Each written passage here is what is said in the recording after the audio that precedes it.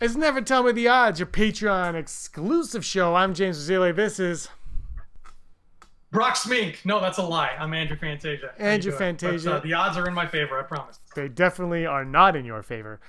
We're gonna do this. Check this out. I got something I want to show you. I got my Jana Funko Pop. You see that? Cool, that's my man. Jana. She's got. She's pretty sweet, actually. Look, the bobble. There's no bobble on the head. It's awesome. Put her right there in the costume design on this is the best it has been since. Design is just gorgeous on everybody. Absolutely. That's my. Oh, I love her. Second sister, white box. That cape, man. Couldn't resist that.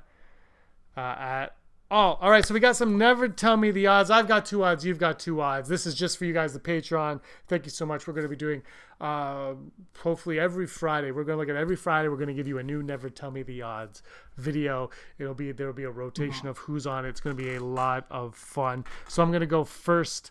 First, Never Tell Me the Odds, Andrew Fantasia, that Rey will have a purple lightsaber, a purple blade on her lightsaber at some point in The Rise of Skywalker. So bad to say like 12%. And the reason I'm going so low is because the more I've been thinking about it lately, the more I realize it feels like the Disney, for some reason, is afraid of lightsaber colors that aren't red and blue. Like when you think back to how many times we've seen a green blade since 2015, it's not very many. If it wasn't for Dave Filoni giving Ezra that green lightsaber, we wouldn't have seen. We'd have like even less than we do now. I don't know what their beef is with only, just showing red and blue and that's it. But they're too scared even of green to dive into the purple pool. But do I want to see it? Hell yeah. I don't think it's happening here. I gotta go full Brock. And the reason why I'm going to go full Brock, and this is why, because I agree with you. It's kind of weird how they haven't really been showing too much on the color scheme. But if you look at the color scheme of the posters, it's red and blue, red and blue. And we talked about it on the live stream on Monday about the artwork of that artist. And again, and it looks like she has her blue blade walking into the red, which of course creates purple. So if you have Kylo's red, Rey's blue, you mix them together, you got yourself a purple. And I'm kind of thinking that there's this small chance that something like that is plausible in this film. And we talked about this in a live stream like a month ago. In the D23 trailer, they made a point to show us Mace Windu getting zapped with his purple blade. They will kind of want to remind you that exists in a lot of ways. I don't necessarily believe it's going to happen, but I am hopeful for it to happen. And I see the color schemes of this film coming together, and it's making me... It's bring the realism, the plausibility of that to the forefront for me. What is your next odd? Okay, my odd is this. What are the odds, James, that Babu Frik is voiced by none other than Matt Smith himself? So everyone knows that the Matt Smith thing pisses me off. And it's not because, like, if Matt Smith was in the movie, like Dominic... So first of all, Dominic Monaghan in, I think it was May or June, Disney removed his name from the cast list. They removed his name from the cast list. And now he's obviously in the movie because we've seen promotional material. He tweeted it out. He's in this movie in some capacity. Who knows? He might have a really, really minuscule role, kind of like maybe Nathan Hamill or something, or Gareth Edwards in Last Jedi, like a very small role, which is totally fine. But he never denied being in the movie. No. He never denied it. Matt Smith flat out denied it. He goes, I don't think I'm in the movie, not that I know of. So either he's flat out lying, which would piss me off because he has no connection with Star Wars, as I've said a million times, or he's flat out not in the movie. However, the one workaround of all of this is if he is a voice in the movie, because then he could be like, well, I'm not in it. His voice is in it. So it's kind of it's a small little loophole. But I'm going to go 7.8%. I don't think that he is voicing Babu Frik. I think if he is in the movie at all, I think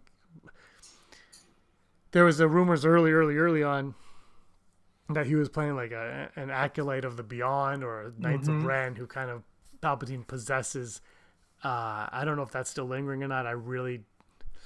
It's not that I don't like that idea. I don't like that they would have Matt Smith in that part and lie about him being in the movie. Because again, if you're like Matt Smith's in the movie and like Benicio del Toro and he might be playing a bad guy, then we're still in the dark. You don't put him in any of the press material. That's fine. It doesn't ruin anything. And then when you see the movie, you're like, oh, cool. But that's just how I feel about that. Yeah. So I got to go low, 7.8. Yeah, I'm gonna go around 10. It's very possible. And he does have a cool voice, so get him in there and get him saying stuff. But and I like the idea of something as small as Babu Frik having a voice as sort of deep and commanding as Matt Smith. Yeah. But yeah, I don't think it's super likely. All I know is I wish if he does show up, if Matt does show up in the film like full, you see his face and everything. I just wish I could turn and see your reaction to that if you're watching that for the first time and just see you be like. And it has nothing to do with him as an actor or the character. It's the fact that he lied about being in. And we had this conversation. Yeah. Benedict Cumberbatch, but Cumberbatch didn't lie about being in Star Trek. He lied about the character, and it baffles my mind that he would lie about being in a movie, like Star Wars fan. Hayden Christensen should lie about being in the movie. He should lie about being in it. Ewan McGregor should lie about being in the movie. Qui-Gon, Frank Oz, all these people should lie about being in the movie. Because they're associated with Star Wars, and that is actually a spoiler. Matt Smith being in the movie, it's like, unless he's playing his character from Terminator, Genesis, or Doctor Who, or whatever else he's played, who cares if he's in the movie?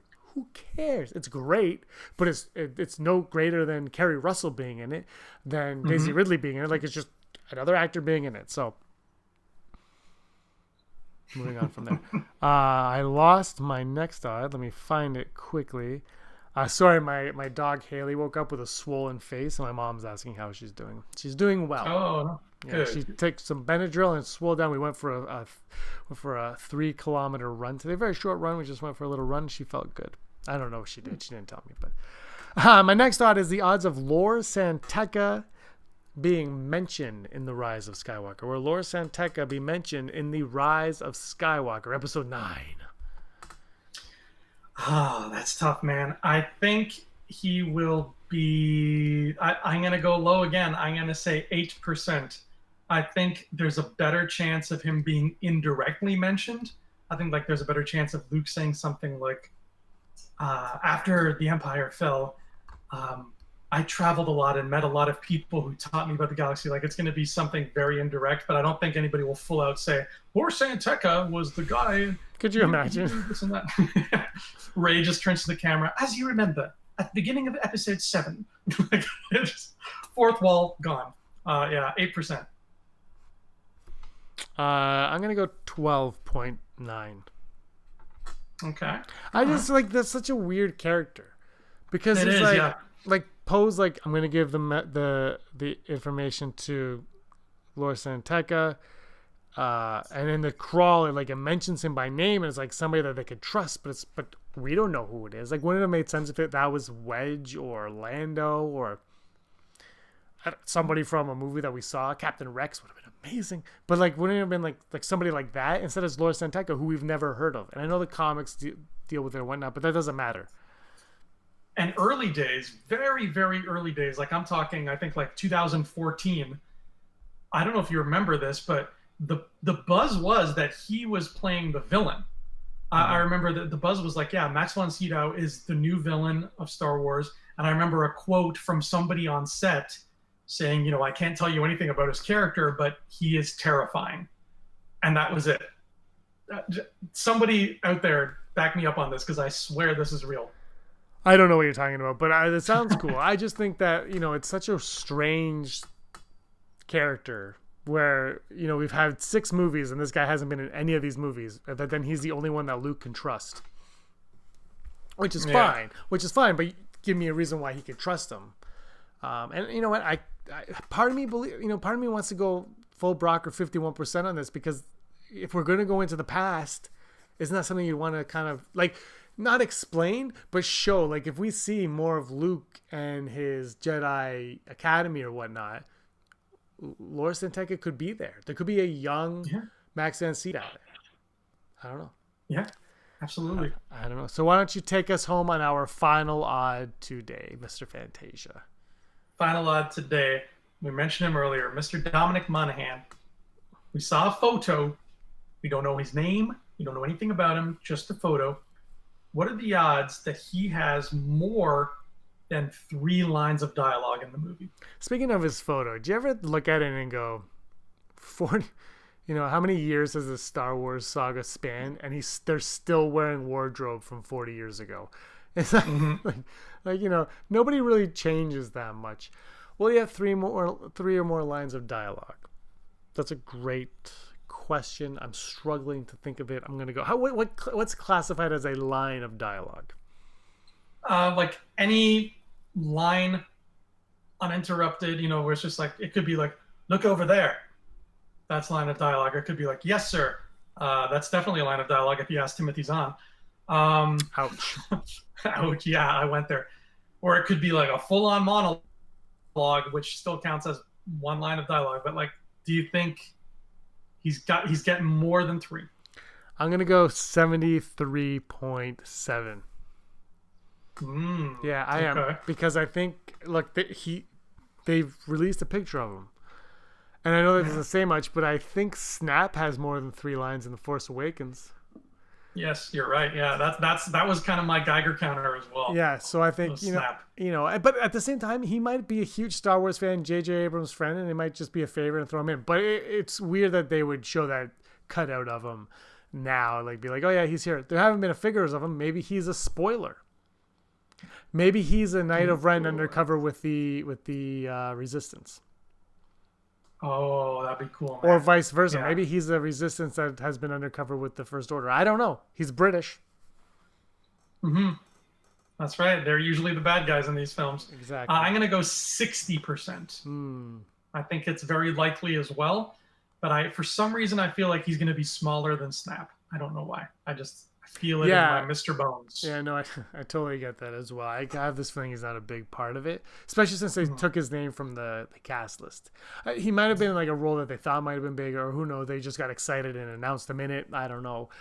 I think it's going to be small, but I have faith that he'll say more than 3 lines. Could be completely wrong. I hope I'm not. Actually, I really don't care. Like, if he says 3 lines, no lines, it won't affect the movie or me in any way whatsoever. Because again, unless he was Hayden Christensen, Ewan McGregor, like Ian McDermott could have been like, I'm not in the movie. He could have been like, I'm not in the movie for years, and we would be like, oh, he's not in the movie. Then we see him, we're like, oh, he lied to us. But we'd accept that lie. Matt Smith, I can't accept that lie. No. You hear that, Matt? You got some splaining to do. Stop lying. All right, this has been Never Tell Me the Odds. We're going to start doing this every Friday. As you can see, the internet's a little weak right now. Andrew's very pixelated. We're going to work on that. We're going to get better. It won't always be Andrew and myself. Some weeks you'll get Brock and Andrew, me and Andrew, and me and Brock. Whatever. We're going to mix it up. You'll get a monthly. Lucas and Filoni sometimes. Absolutely. So, yeah. Thanks for watching, everybody. It means a lot to us. Thank you for all of your support. We're going to be ramping up the Patreon content. We have this massive plan going. Andrew will stop sending nudes. And until next time, may the force of others be with you. I stop nothing. Hey scumbags, thanks for watching. Don't forget to give us a thumbs up on our video. As always, please subscribe to our YouTube channel, Rebel Scum Podcast, for all the latest videos.